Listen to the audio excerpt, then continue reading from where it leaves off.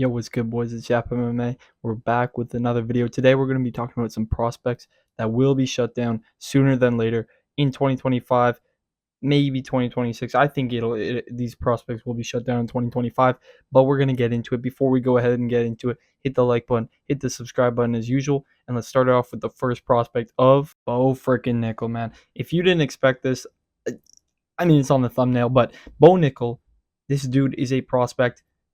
I feel like he's only been known for a year, but he's a prospect that's hyped up per se. He's a prospect that we've been looking out for per se, man. I'm just gonna say per se because this guy's past couple fights have been absolute bum fights. They've been bum fights. He may be undefeated. He may be undefeated in the UFC, but he only has 7 mixed martial arts fights. His striking needs an insane amount of help. Of course, he's a great wrestler. Didn't put it to use though. Didn't put his wrestling, didn't put his BJJ to use against a guy in Paul Craig, which he threw an overhand right against for 15 minutes, man, and called it an absolute schooling, which it was not. It was boring. It was a bad performance. It was a bad performance against a guy in Paul Craig who is a mid-level fighter with a leg triangle, an arm triangle, and a body kick. That's all Paul Craig has. And Bo Nickel threw an overhand right for 15 minutes to get a boring unanimous decision. It's just that is not a prospect right there, man. He's still seen as a prospect. He's still regarded as a prospect, but I think he'll be shut down sooner than later. This guy, he's going to lose the second he goes against a good striker. I mean, the way he throws his overhand right, he's leaning all the way forward, overhand right. His other hand is down by his side. He's going to get chinned. I think Bo Nickel gets knocked out in his next couple fights, depending on who he's fighting. There's rumors he's fighting Rainer de Ritter. Even if he's fighting Rainer de Ritter, I'm putting the house on RDR, man. I think RDR submits Bo Nickel, no question about it. I think Bo Nickel, it's just the experience. It's just the experience. He's a good wrestler. Doesn't put it to use, though. Does not wrestle enough. He had a close fight with Cody Brundage until he subbed him. Cody Brundage just was in a bar fight last weekend, an absolute slugfest. So it's just the ceiling for Bo Nickel is not really there. He is a prospect, and I think he'll get shut down. I think he'll get shut down reasonably soon. I think he's going to get knocked out in his next 2 fights, man. But we will move on to the next prospect, which is Andre Lima. Andre Lima is not a huge prospect. He's not a guy who's like, oh, Andre Lima, on the come up, looks like a scary guy at 135. He's not like that, but he's a prospect nonetheless. But he's had a lot of close fights. A lot of close fights. Of course, he had that DQ where he got bit. That's reasonable, man. That I can't really say that's even a reasonable. Who bites somebody in the UFC? But he got bit, all right, and his past 2 fights have been reasonably close. He fought Felipe dos Santos, got the decision. It was unanimous, but that was a close fight.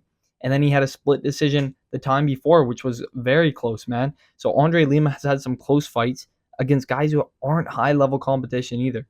It looks like a guy that the UFC are slowly trying to build. They're giving him really low competition, guys who are 1-2 in the UFC or 1-1 or something like that. Like really just kind of meh records, right? They're building this guy slowly. I get it, but he doesn't have knockout power. He doesn't have finishing ability. The second he fights somebody who does have finishing capabilities, I think he will lose his 0. He will lose his undefeated record. He's still an okay prospect, but I think Andre Lima will never really see him in the rankings, high up in the rankings, fighting really top competition. I think he will be just a mid-range, mid-level guy, but he's just a prospect that there's a bit of hype behind him. There's not a crazy amount. He doesn't have an insane finishing rate or finishing ability, especially in the UFC. He hasn't finished anybody. And the second he fights somebody who is able to take it to the ground, go for submissions, or has power at 135, I think he's just going to lose. So Andre Lima, we'll see what happens, but I think he loses in 2025. He's fighting Daniel Barres soon. That's a decently easy matchup. I think he wins that fight. But if he fights somebody higher up, if they give him a ranked opponent, I think he loses to most ranked opponents at 135, man. But we will move on to the next prospect of Mick Parkin, man. Mick Parkin. I really want to see Mick Parkin succeed. I want to see Mick Parkin succeed, but he's fighting Marcin Tybura, man. He's fighting Tybura, all right? I mean, you don't get a much harder test than Marcin Tybura when you're a heavyweight, all right? When you're a heavyweight on the come up. I do believe in Mick Parkin. I do think he's a good prospect, but heavyweight is a division where you need to have heavy hands. You either need to have heavy hands or smothering ground game like somebody like Jailton Almeida, or you need to have heavy hands like freaking Derek Lewis. You know what I mean? And Mick Parkin doesn't really have that. This guy is kind of a light heavyweight in a heavyweight build. He's really good on the feet, bounces around very fast, good wrestling, don't get me wrong, but he doesn't have power in his hands. He doesn't have a crazy amount of finishing capabilities. The same thing as the Andre Lima. Like, I just believe Mick Parkin's going to get chinned as he moves up heavyweight. And the Marcin Tybura test, that's a tough one, man. That's a tough one. I mean, we saw Marcin Tybura crush his prospects, all right? He crushes them like they're nothing. And Tybura's 40 years old, all right? Mick Parkin's on the come up. He trains with Tom Aspinall. It's a good look. He's a good look. He's good undefeated. Coming off that win over Lucas Brzeski, but Lucas Brzeski's a bum. A bum. He got that knockout win, but Brzeski is nothing, all right? Mick Parkin has not fought tough competition. He's not fought anybody difficult. And the second you make it up into the heavyweight rankings, the unranked section of heavyweight is literally guys that they're taking from gas stations, all right? The second you get into the ranked heavyweight, I mean, low top 15, not really anything, but second you get into top 10, you're starting to look at guys who are well-rounded and can do stuff at heavyweight. They can move, they've got finishing capabilities, and I think Mick Parkin's going to struggle. I think Tybura could take that fight on Mick Parkin, and I think he could lose that undefeated record. So Mick Parkin, we'll see what happens, but I think he will lose a 0 and he will be shut down in 2025. We move on to the next prospect, though. Sean freaking Woodson. I mean, Sean Woodson's a decent prospect. He's a decent prospect.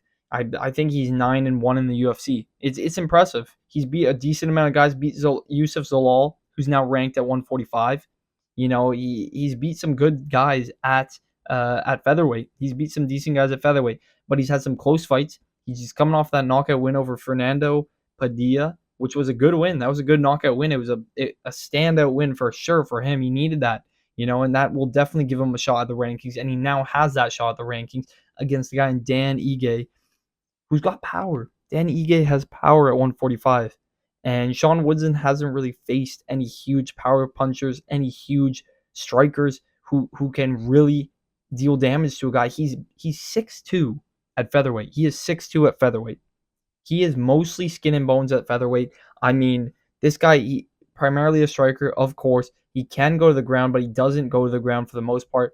He strikes. He's got good range. He's a sniper, but he hasn't really fought anybody who's gotten in close against him, has heavy hands. I think the second he fights somebody like Dan Ige, who's got heavy hands and lands an overhand right or a couple body shots, he's going to feel it. He's going to feel it, and it's going to affect him. Sean Woodson, I think he's okay. I think he's a decent fighter. I think he's a good prospect, but I think he will lose in 2025. I think he will get knocked out by potentially Dan Ige. If not Dan Ige, somebody up the rankings in featherweight. He's very skinny for the division. He's very skinny for the division, very tall for the division. He'll struggle against somebody who's going to take him down, get top control. He won't be able to get back up. It's going to be interesting to see when he fights Dan Ige, but I think he will lose in 2025. So Sean Woodson, we'll see what happens, man, but I think he's cooked in 2025. We move on to the next prospect, though. Zhang Mingyang. Zhang Mingyang, he's a good prospect. Don't get me wrong, he's a good prospect. He's only 26 years old, light heavyweight. He's fast. He's got power. He's got finishing abilities. He's finished, I think, almost all of his fights. But the problem with Zhang Mingyang is the fact that he leaves himself very, very open, very, very, very catchable when it comes to striking. He seems like he keeps his chin very high. I think he could get caught and get put to sleep, man. But he is also fighting Anthony Smith. He is soon getting a shot at the rankings. And that's just the kind of fight, man. This is the kind of fight where it's like a Vitor Petrino Anthony Smith situation, but we got Zhang Mingyang versus Anthony Smith. I think this is a potential scenario where Zhang Mingyang dives for a double leg and gets guillotined by Anthony Smith in his retirement fight. It seems like one of them fights. It seems like one of them fights, or he gets chinned by Anthony Smith. It just seems like one of them fights. Zhang Mingyang, not a bad prospect, but I just don't see him getting anywhere near the top 10 of the division. Top 15, top 10. He could make top 15, but I don't think he gets near top 10. I think he either gets chinned or submitted, man. Zhang Mingyang just doesn't really have that high of a ceiling in my eyes. I don't know, man. This is all my opinion. This list is all my personal opinion, but I think all these guys are going to lose in 2025, if not 2026. Most of these guys, they're good. They're very good, and they're on win streaks, so they've got momentum. but I just don't think they have that ceiling, and I think they have too many openings in their game and too many spots where they can get kind of exposed in further fights where they will lose, and they will lose their undefeated record or their winning streak, man, and their prospect kind of narration, I guess you want to call it. But we will move on to the next guy in Bryan Battle. Bryan Battle, man, he's a good prospect. I genuinely want to see Bryan Battle succeed, but his last fight was very close against Randy Brown, and he arguably lost that fight. Clinched up against the fence against Randy Brown for most of the fight, especially the third round. It was boring. He made it boring. Randy Brown won the striking encounters. He won the striking exchanges. Bryan Battle is great on the mic. He's great on the mic. He's so fun on the mic, but I hate to sound cliche or sound cringe here, man, but if you're gonna walk the walk, you gotta. If you're gonna talk the talk, you gotta walk the walk, man. You guys get the point of it. But he talks a lot of shit. You gotta respect it.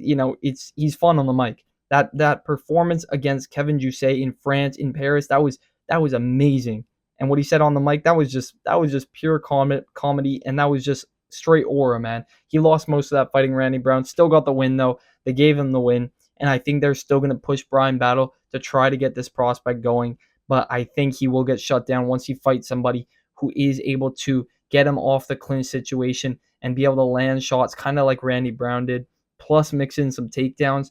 I just don't know if Bryan Battle will be able to go the 15 minutes with somebody who's able to do that and is able to get out of clinch positions with Bryan Battle and really outstrike and outpoint him. So I just don't know about the Bryan Battle situation. He's still a good prospect. I just think he will lose to somebody better in 2025, man. But I think that is the last prospect that will lose in 2025. I mean, we've had a lot of prospects that have lost in 2025 already. A lot of the zeros have been lost, man. That's why I think all these guys here, there's a high chance they lose. Not all of them will probably lose, but there's a high chance that all of them lose. But that is the entire video, boys. If you did enjoy, hit the like button, hit the subscribe button, drop your comments down below if there are any other prospects you think will lose in 2025 or 2026, and I will catch you boys in the next one.